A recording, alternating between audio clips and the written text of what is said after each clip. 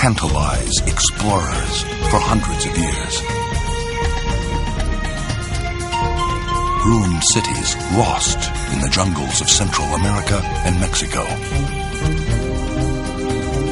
Inscrutable faces etched in stone.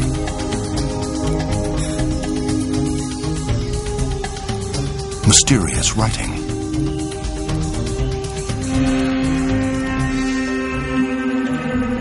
Who had left these messages from the past? It would take more than a century to unlock the secrets of the ancient Maya. Two extraordinary people would lead the way. Separated by 100 years, they would unveil one of the greatest mysteries of archaeology.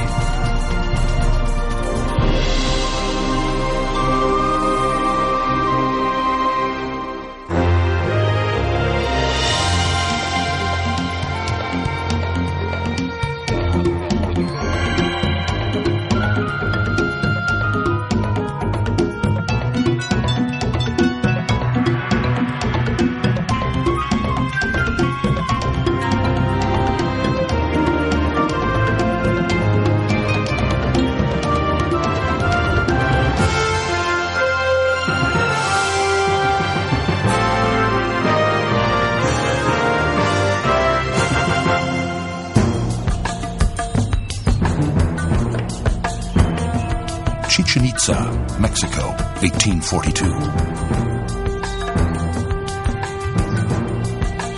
An American lawyer named John Lloyd Stevens wanders the empty ruins looking for clues.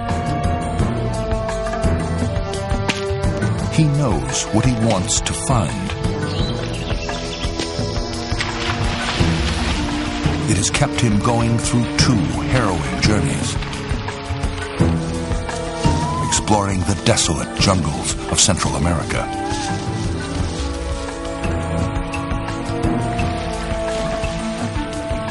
Kept him pushing on through mud and malaria, poisonous snakes, and insect-plagued nights under the stars.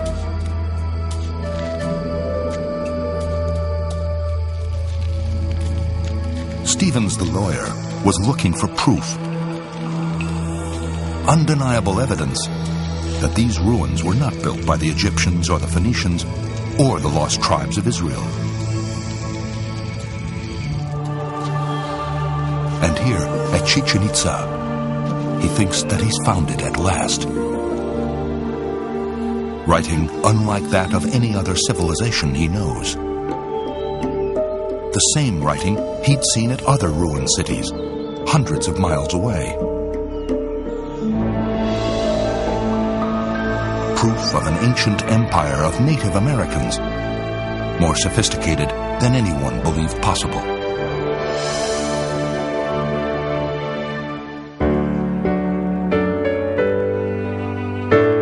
Stevens himself was a product of the New World. He was born in 1805, the son of a wealthy New York merchant. The city wasn't much more than a Dutch village, but it was the hub of a new nation. Stevens grew up along the Hudson River, watching the ships come in from around the world. After reading law, he opened a practice on Wall Street. Soon he got into politics, campaigning vigorously for Andrew Jackson for president. But months of shouting to the crowds gave him a serious throat infection. His doctor prescribed a common remedy for wealthy young men, a grand tour of Europe. The ancient ruins of Italy and Greece only piqued his curiosity. Stevens went on to Egypt and spent 3 months floating up the Nile, visiting the temples and monuments along the way.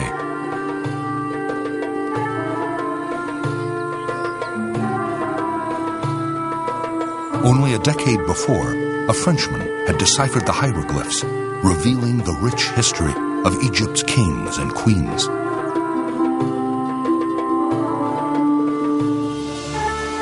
Stevens was fascinated, and he still wasn't ready to go home. He'd seen pictures of a fantastic ancient city in Arabia, lost for centuries to all but the Bedouins.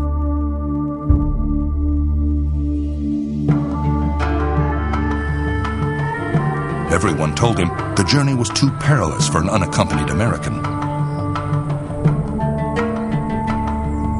So Stevens disguised himself as a Turkish merchant and took the name Abdelhasis.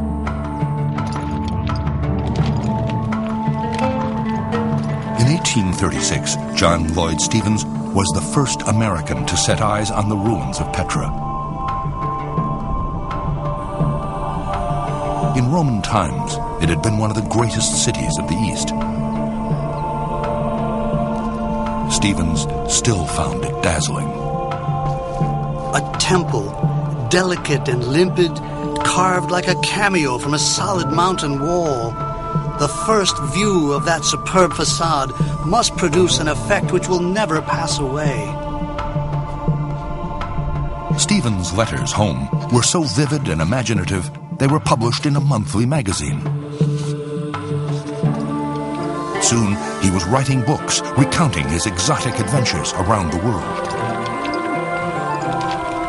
The lawyer had become a literary sensation.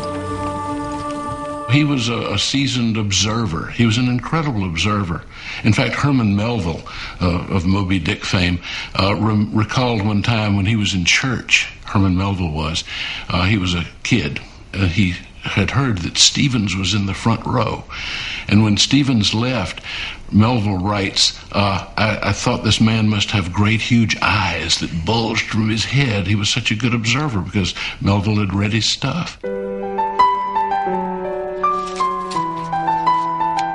Back in New York, the life of a sedentary lawyer no longer held any charm for Stevens. Instead, his mind was filled with thoughts of another journey.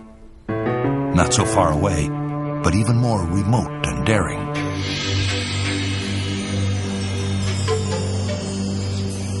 On his way home through London, he'd met an artist named Frederick Catherwood, who'd spent 10 years in the Near East. They shared their interests in exotic travel. Sensing a kindred spirit, Catherwood had showed him a curious book about a lost city in Central America, hidden in the jungle. The book's authors thought the fabulous ruins of Palenque had been built by Egyptians, Carthaginians, maybe even the lost tribes of Israel. Anyone but the Native Americans. There was kind of a racism in here that said that everything great had come through the Greeks and the Egyptians, through the European tradition, and anything different appeared in relatively to be a bunch of naked savages wandering through the woods. In 1839, no one believed the Native Americans capable of building a sophisticated civilization. Stevens' own government had little use for them. Only a year earlier, they'd uprooted thousands of Indians, sending them westward along the infamous Trail of Tears.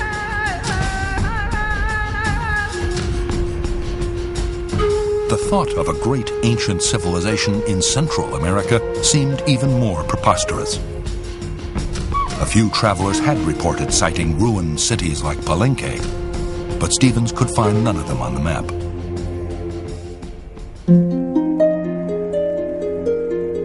It was a travel writer's dream. Only this time, he'd have to bring back evidence of whatever he found. But who better to accompany him than the artist Frederick Catherwood, now practicing architecture in New York.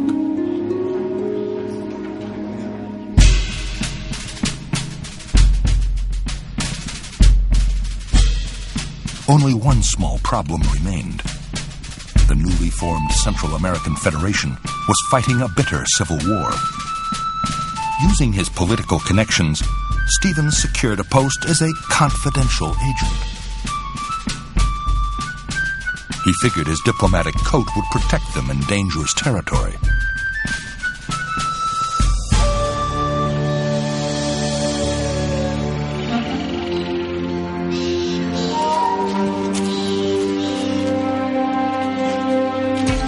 So in October 1839, Catherwood had bid farewell to his wife and 2 young boys. And now they were here, deep in the jungles of Central America.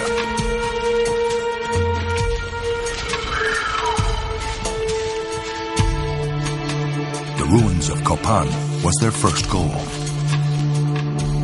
But when they found the little village with the same name, no one there had ever heard of nearby ruins. Finally, a knowledgeable Indian offered to guide them.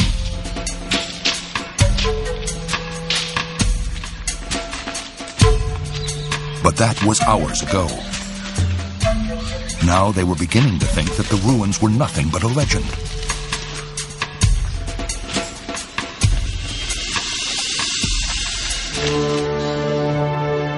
When suddenly, there they were, grander than their wildest dreams. The ruins of Copan.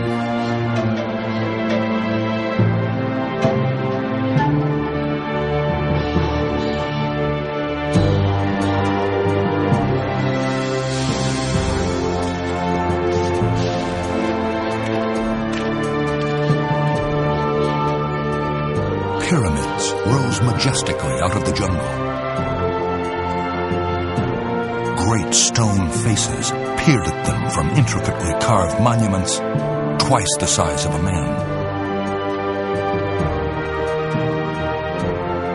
Stevens noticed hieroglyphs and judged them to be as fine as any he'd seen in Egypt. Yet his experience told him that these carvings were unique. The silence of the once majestic city overwhelmed him. Copan lay before us like a shattered bark in the midst of the ocean. Her masts gone, her crew perished, and none to tell whence she came. I think the description of Copan is the single most poetic description of a place he visits, for it is though he is walking around inside the Titanic, and he's looking at the shipwreck of a civilization. He walks from monument to monument, and it's as though he's looking into the faces of those who have recently been ruling this place. America, say historians, was peopled by savages. But savages never reared these structures. Savages never carved these stones. Architecture, sculpture, and painting, all the arts which embellished life, had flourished in this overgrown forest. And yet none knew that such things had been, or could tell of their past existence. He's the first who really is able to say, look at these stone figures, these must be portraits of their kings and queens. And he uses the word queen, which is really quite astonishing in seeing men and women in the monuments for 100 years later.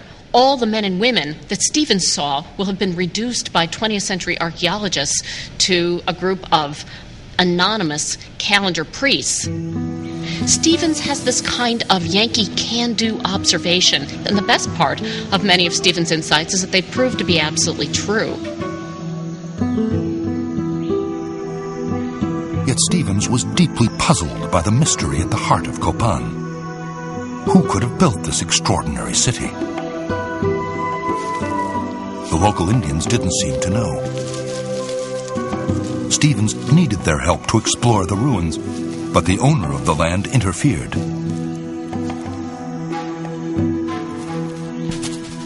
Finally, it seemed that the only solution was to buy Copan. So the lawyer put on his diplomatic coat and went to the village to negotiate. You are perhaps curious to know how old ruins sell in Central America. I paid $50 for Copan. There was never any difficulty about price. I offered that sum, for which Don Jose Maria thought me only a fool. If I had offered more, he would probably have considered me something worse.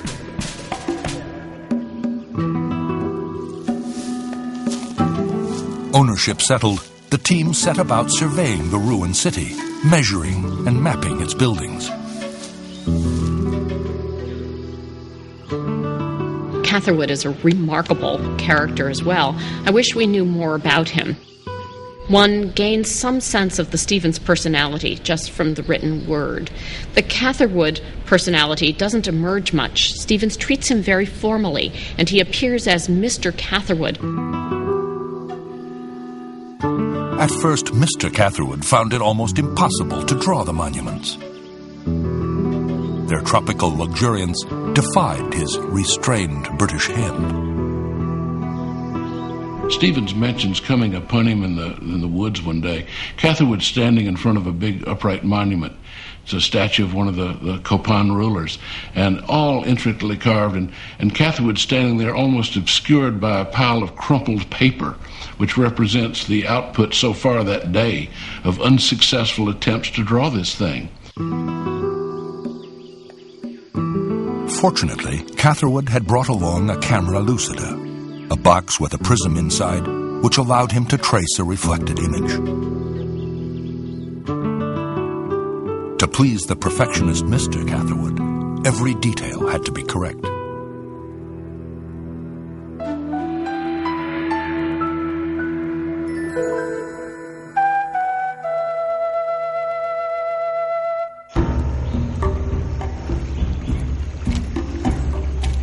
With the coming of spring, they were ready to begin the search for their next great goal, Palenque. The territory to the north, through the Sierra Madre Mountains, was wild and uncharted.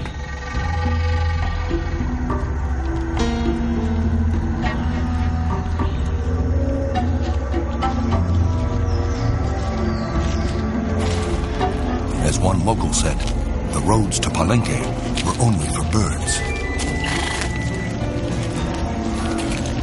Snakes and clouds of mosquitoes dogged their steps.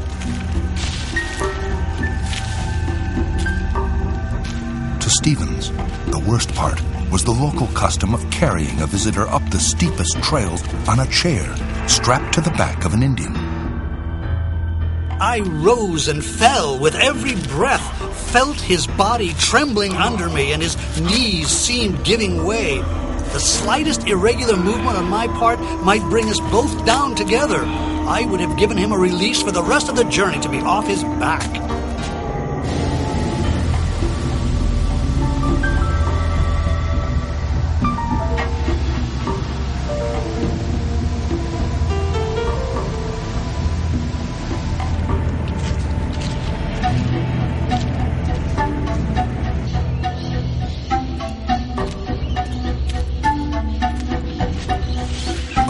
On they traveled.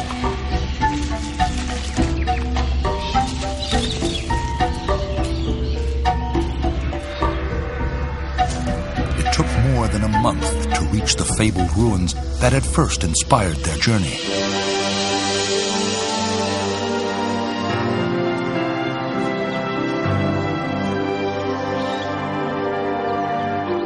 Palenque seemed to hang on the edge of the mountains, its graceful buildings dominating the plain below.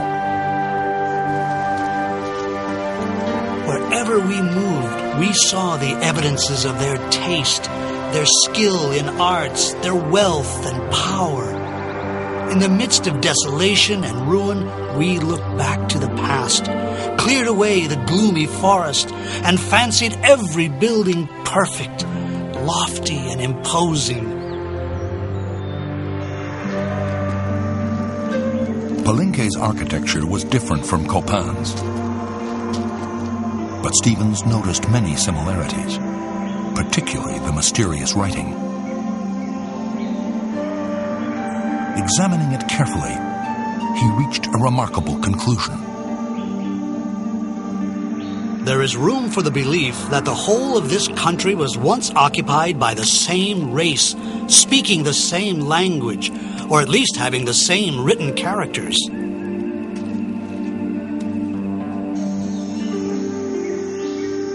The Indians Stevens met spoke many languages and were as mystified by the ruins as he was. Yet intuitively, Stevens seemed to sense a link between them. Stevens, I think, is the first person who can make the connection between the Indians that he sees and meets and the ancient ruins. Whereas other people want to say, oh, these pathetic peasants, these miserable Indians, they could never have built this. We must look for some alternative solution to where these things would have come from. He believes that there's complete continuity. And that, I think, is one of the most radical ideas to come out of his book.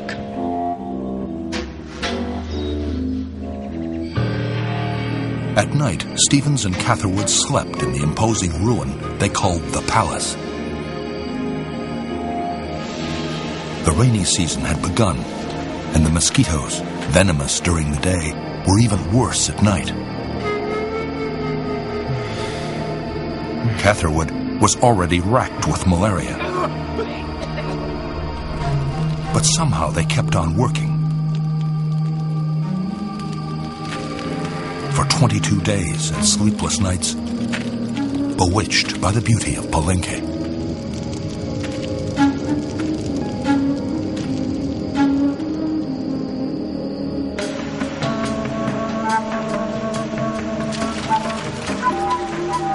Exhausted, they pushed on, further north and east to the Yucatan. But Catherwood was too ill to continue. Vowing to return, they headed home to New York. In 10 months, the two explorers had accomplished the impossible. They'd rediscovered an ancient American civilization grander than anyone had ever dreamed. Now they were ready to astound the world with its story. Stevens's book was incredibly popular when it appeared in the summer of 1841. Incidents of Travel in Central America, Chiapas, and Yucatan. Harper & Brothers had printed up a goodly print run, and it sold out pretty quickly. Stevens writes a real page-turner. It's such a personal view. And it becomes one of the great bestsellers of the entire 19th century. It goes through dozens of editions, and there's an enormous American desire to know more about this part of the world. They were lionized after the publication. They were quite the thing in New York, and it was reviewed everywhere, and just an amazing, publication, epic. So the trip was a success, and they planned to go again.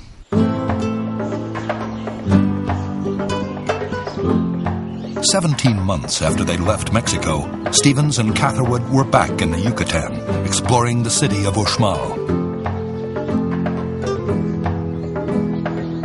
On this second journey, they concentrated their efforts on this one region of Mexico.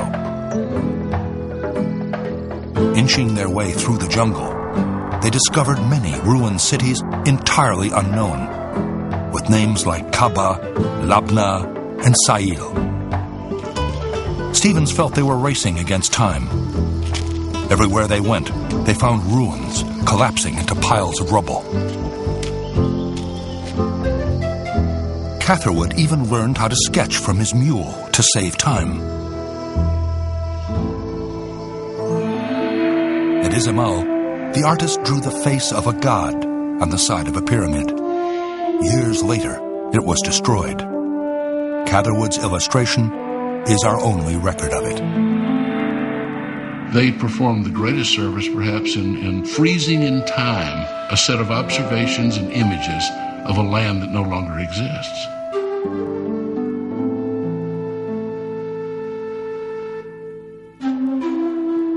They're romantic pictures, yet at the same time, they're remarkably accurate.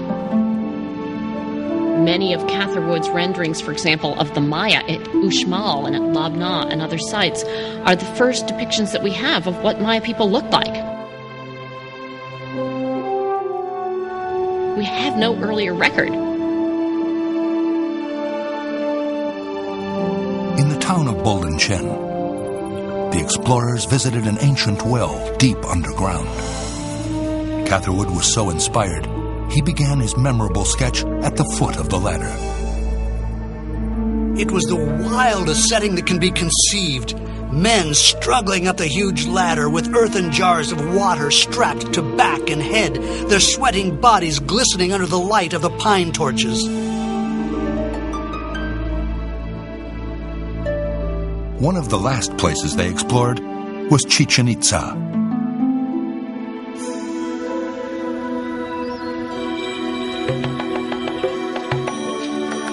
Its architecture moved them more than any other city on this second journey.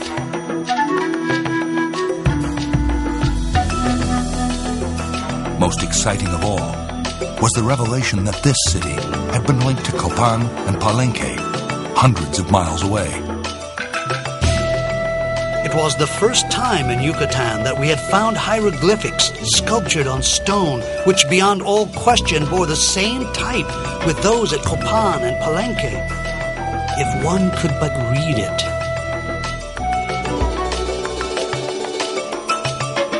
Finally, Stevens felt he had the proof he'd been looking for. The mysterious writing was unique, unlike any he'd ever seen. Now, he could convince the skeptics that the ruined cities had been built by Native Americans.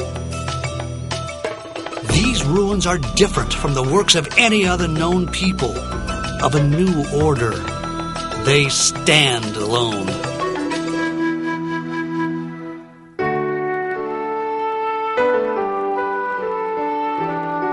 In the 9 months of their second journey, Stevens and Catherwood managed to visit 44 ruined cities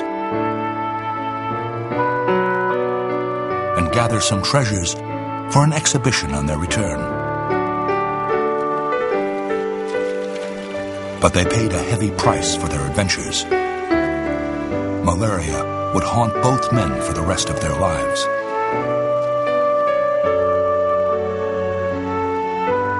John Lloyd Stevens would fight the dread disease for 10 years before succumbing to it in 1852. Frederick Catherwood would die tragically a few years later in a shipwreck. This is the only image we have of him.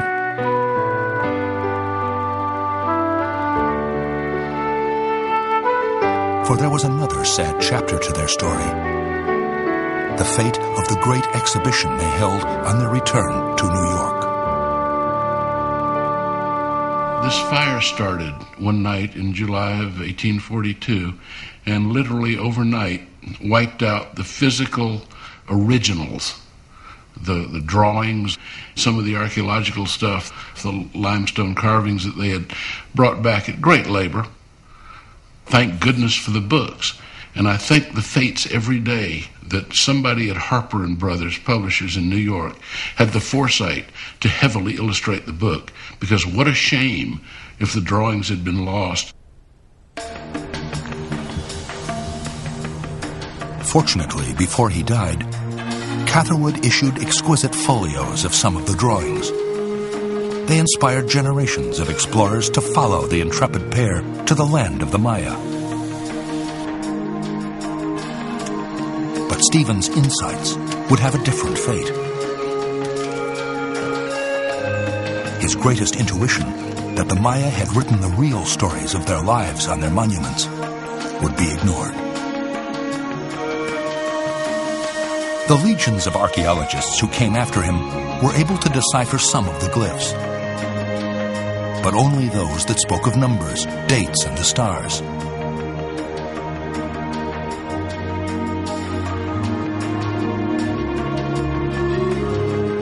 Carried away by the discovery that the ancient Maya were great astronomers, archaeologists fashioned a picture of them as peaceful stargazers, obsessed with calendars and time.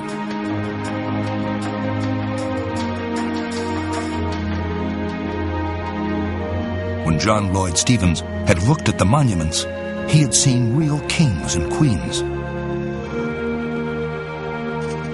100 years later, archaeologists saw only the calculations of anonymous timekeepers.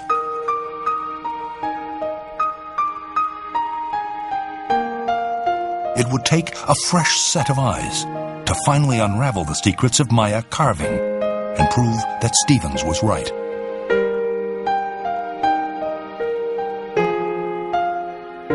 The story of Tatiana Proskuryakov is not well known to people outside the realm of Maya studies.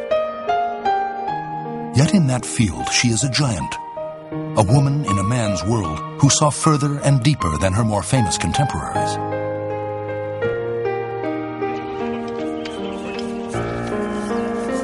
What we know of the ancient Maya today, the exciting revelations emerging from dozens of excavations, is built on her work. Speaking of Copan, she was the first to describe its ruins as a puzzle, and she was the one who supplied the missing piece.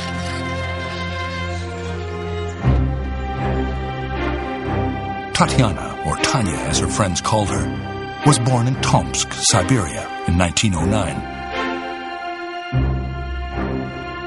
Her mother, the daughter of a prominent general, was a physician, her father a chemist.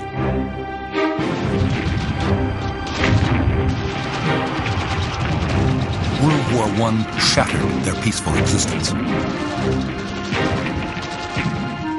In 1915, Tanya's father was sent to the United States to supervise arms manufacturing for the Tsar. With the coming of the Russian Revolution, the family was trapped and began a new life in suburban Philadelphia. At work on the first biography of Proskuryakov, Shar Solomon has been uncovering these early details of her life. Tanya's story is compelling to me because she was born in Russia at such a tumultuous time. She came to the United States. She acquired English as a second language and mastered it in such a way that it became the equivalent of her first language. She chose a profession that was dominated by men at a time when many women did not choose to go that route. Tanya majored in architecture at Pennsylvania State University, one of the only women to do so in her graduating class.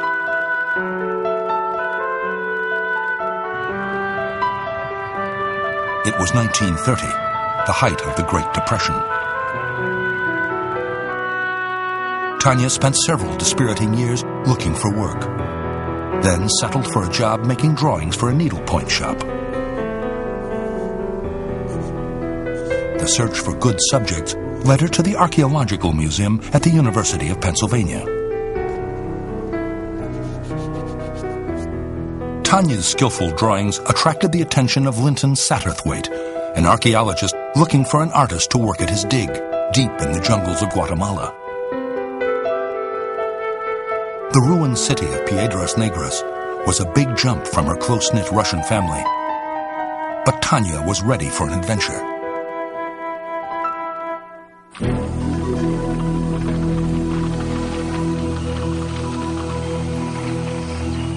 The small party set off for Guatemala in the winter of 1936.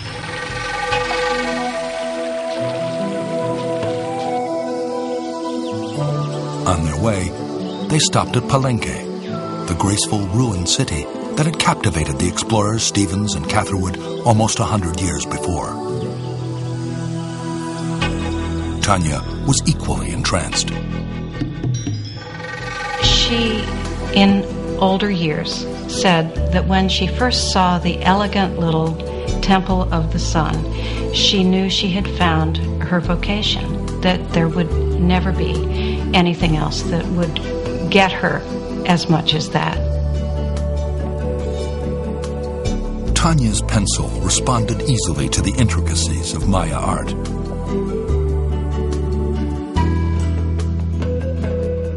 The young Russian-American had felt the pulse of an ancient mystery. But settling into Piedras Negras wasn't easy. Tanya had to learn how to survey and draw the dilapidated ruins. As an outsider, as a woman who had learned a profession and trying to find a way into it, I'm sure she was clearly, little Tanya, allowed to sit there with her drafting pen and make observations about Piedras Negras. I think she had to pay for every step she took, but she really, I think, was someone who was able to compete effectively with the boys.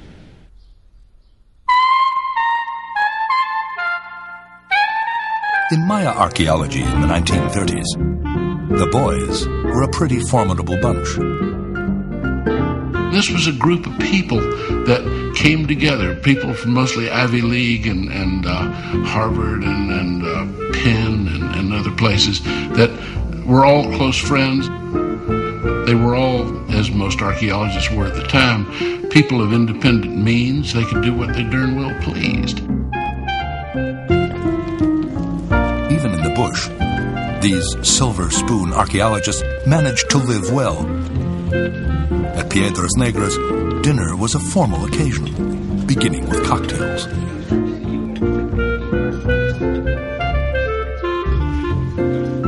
Somewhere around 5 o'clock, they would dress, and they would dress elegantly. Tanya had a white dress, full-length dress, that she packed along with her, and she would slough through the mud to get to the dining hut, and then sort of tuck the muddy bottom of her dress down behind her feet so that no one would notice.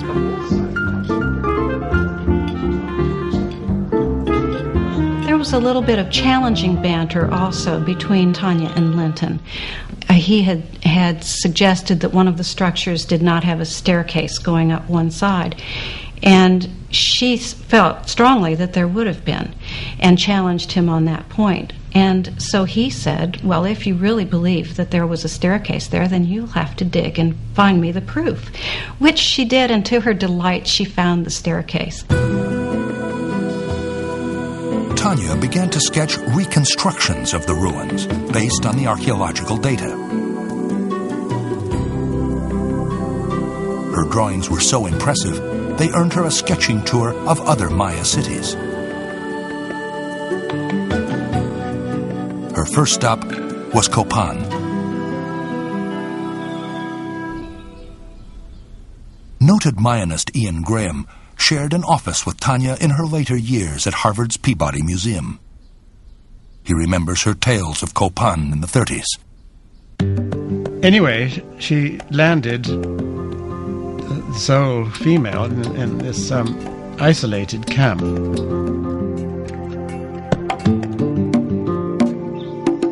There were some fairly spirited characters there. One was an amazing man called Gus Strömsvik. Gustav Strömsvik, the Norwegian archaeologist who worked for the Carnegie Institution, fell deeply in love with her.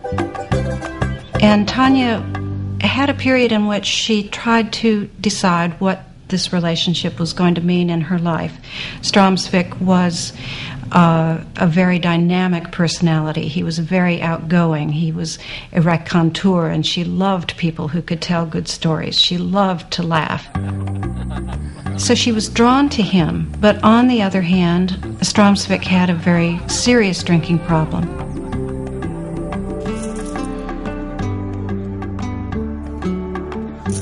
Particularly on Saturday nights, the life there was pretty wild. Tanya seemed to handle it perfectly well. It's amazing. She led such a protected life in her Russian family and in her suburban life in Philadelphia. But she had grit.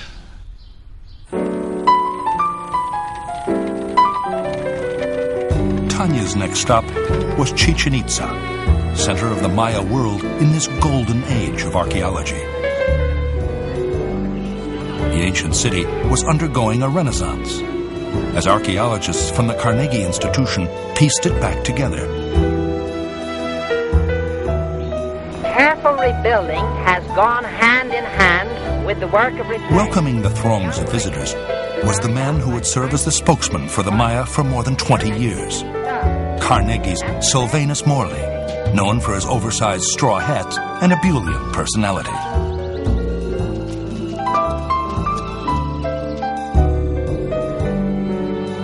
At Chichen Itza, he lived in grand style in a Spanish colonial manor house. Every evening, a Chinese cook would prepare dinner for Morley and his band of archaeologists. Envious colleagues referred to them as the club.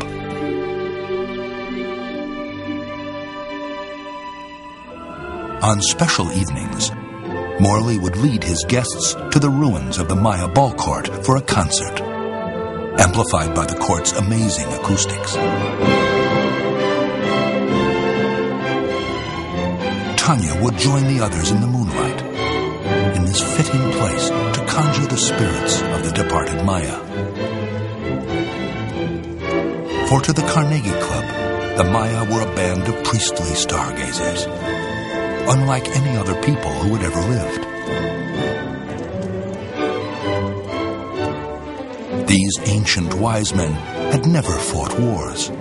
Instead, they had spent their time inventing an elaborate calendar and a system of writing used for nothing but recording time. The author of this view of the Maya was Sir Eric Thompson, an acerbic Englishman whose intellect dominated Maya studies for nearly 50 years. No one, not even Morley, questioned his authority. As Thompson began to formulate his ideas, no one had the strength of character to resist. Morley was the one who tried. In Morley's early works, he offers a rather different picture. He is overwhelmed by Thompson's point of view and adopts it. This makes it very difficult for a new voice to find a path, and particularly when one can imagine that the name of Tanya is probably generally preceded by little. Thompson may have been able to cow the other members of the Carnegie Club, but he hadn't bargained on Tanya Proskuryakov. My general sense of her is absolutely contrary, in a kind of way that if you said, well, it looks like rain, she'd say, there's not a drop of rain in that cloud. She was the kind of person, if you said, it's too warm in here, she would immediately go turn up the thermostat and make it a little warmer. She just had a kind of contrary personality. And I think that helped her also then say, well, if you say the Maya are peaceful, let's look at them from another point of view. Bit by bit, Tanya began to ask different questions than her colleagues. She also started to study the living Maya, convinced that they had something to teach her as well. When she was in Highlands, Chiapas, she took some lessons learning how to weave on the hand loom that the Maya work with. And at the same time, the same young woman was helping her learn Maya. This is something a lot of people don't know about Tanya, is that she did study Yucatec Maya.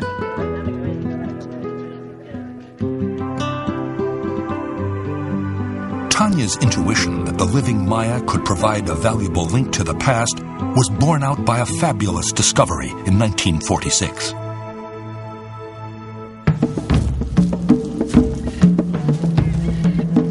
An American filmmaker named Giles Healy persuaded a Maya Indian to show him one of their secret places. The Indian led Healy to Bonampak, a lost city buried in the jungle.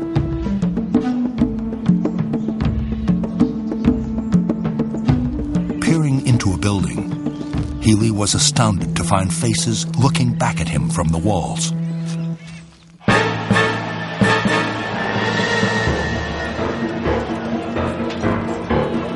Armies were locked in a furious battle.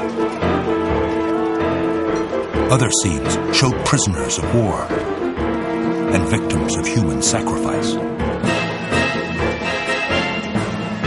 Try as Thompson might, it was impossible to convince anyone, I think, that these depicted a peaceful Maya. For in the Bonampak murals, we see one of the greatest battle paintings ever created in the history of humankind. Proskuryakov had not been allowed to write a single interpretive word on the Bonampak paintings, but I've always wondered whether it did not play some role in shaping how she looked at the Maya world. Sir Eric Thompson effectively barred the door at Bonampak, preventing other Mayanists from pursuing the bloody implications of its murals. Nevertheless, the flaws were beginning to show in his vision of the peaceful Maya.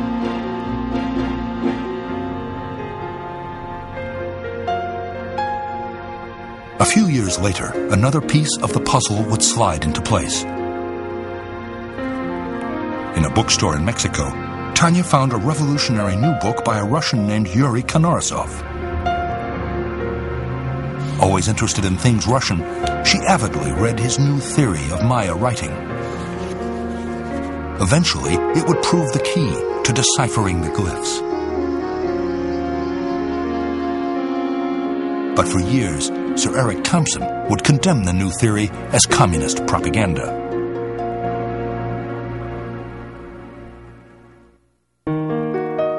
In the late 1950s, Carnegie closed down its Mesoamerica program, a victim of new priorities. But Tanya was kept on as a research associate with an office at Harvard's Peabody Museum.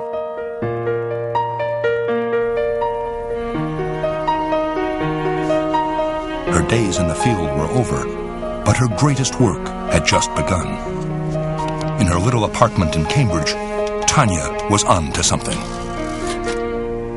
In reading through Tanya's diaries, I can see that in the 1950s, she made a very conscious decision to become more private in her life. She began working much more intensely with the hieroglyphics. In her mind, Tanya had returned to Piedras Negras,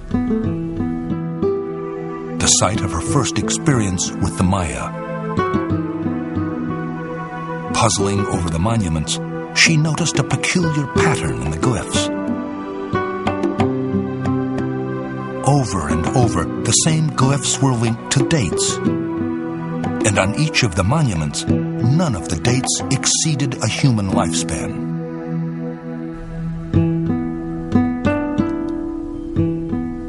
Suddenly, to Tanya, the evidence was clear. The monuments were marking the stages of an individual's life.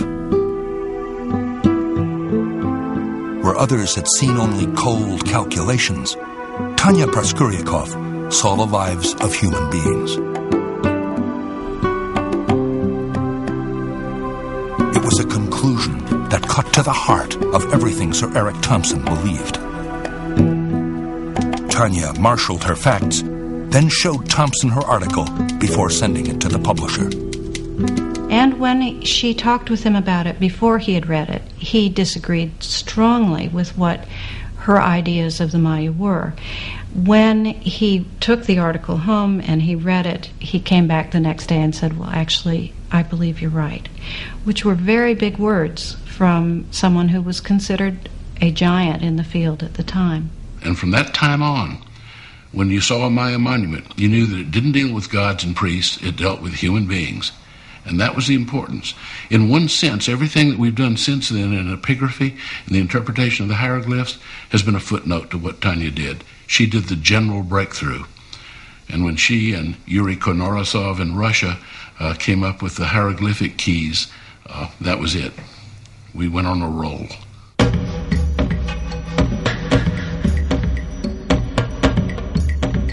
Once the code breakers went to work, a more human image of the Maya began to emerge. Written on the monuments were the stories of their lives, their ancestors, their battles and conquests. Across the centuries, the Maya came alive. Kings and queens, rulers of fabulous cities, full of the voices of people echoing out of the past.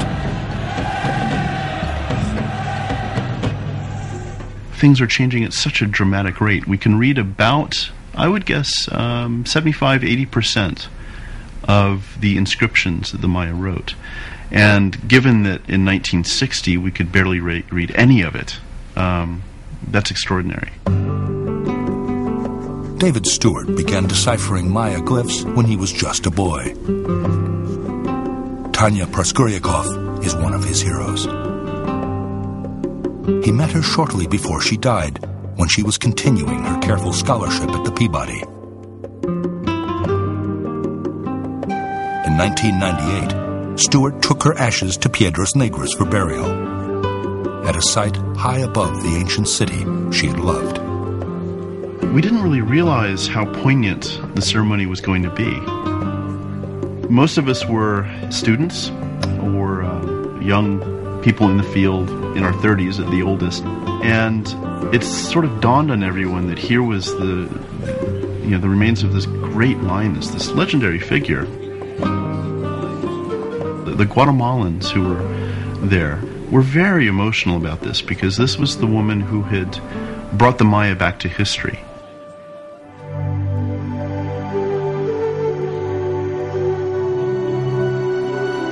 At the end of his pioneering journey to Central America in 1840, the explorer John Lloyd Stephens had been the first to state with conviction, "One thing I believe, that its history is graven on its monuments."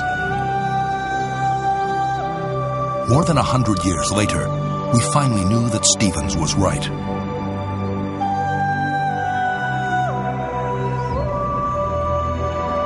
At Palenque, Copan, Chichen Itza,